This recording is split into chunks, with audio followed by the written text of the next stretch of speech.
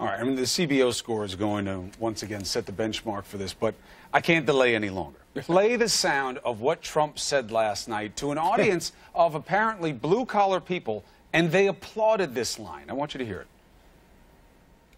Somebody said, "Why did you appoint a rich person to be in charge of the economy?" I said, "No, it's true.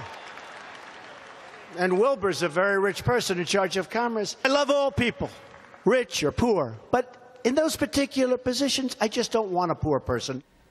Now, first of all, he was not said just about Wilbur Ross, you know, the magnate, about why he became the Commerce Secretary. It's about the fact that his cabinet is populated with more rich people than we've ever seen since you had to wear a white wig to walk around in Washington, D.C.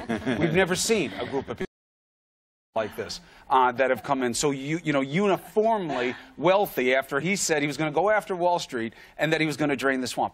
And they applauded, John. Yeah. He says, "I love all people, but I really don't want poor people in these positions." So I guess if you are not rich, you can't understand economics. You can't be smart enough to make a difference if you're poor, because that's probably why you're poor, right? Yeah. Isn't that the point he's making? That's exactly the point he's making. I mean, it's that idea. And they applaud. Yeah, this is Cedar Rapids, Iowa, right? You know, this is a great. I'll hear you, and then I'll argue with you. No, you argue me first. Well, isn't he saying, but rich people have proven they're successful?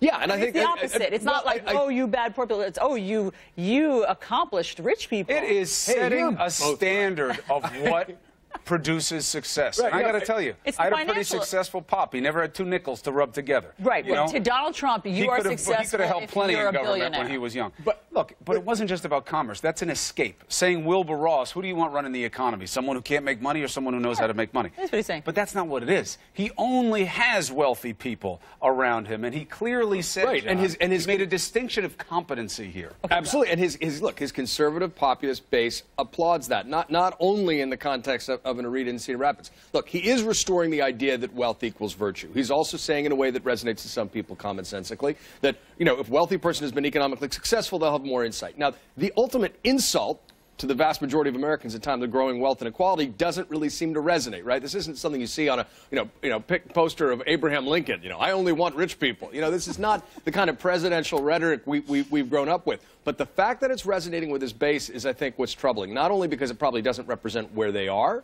but because the atmosphere of celebrity, that hothouse atmosphere of celebrity around him is so strong, and the tribalism of conservative populism is so strong, that people are actually not using the normal civic moral filter they would. But it was all about draining the swamp. That's my only point. But why are I think it's wrong to villainize wealth. That is part of the American dream, is to make your own chance to succeed or fail on your own. But he's supposed to drain the swamp. He's supposed to go after Wall Street. Yeah, but Jackie, why does rich equal swamp? I mean, you know, look, when I talk, that's the thing. Right, when I talk to all of the Trump panels that we do, they like the idea that wildly successful, wealthy people will give them some of their secret sauce. Yeah, his problem with draining the swamp has nothing to do with the checking accounts of his cabinet. Has everything to do with ethics waivers for things that, and rolling back Dodd-Frank and the same restrictions that were supposed to protect us. That's the swamp. Those are the rules. That's what you said you were going to do. You did the opposite. And how could you not do the opposite when you have the people advising you all benefit from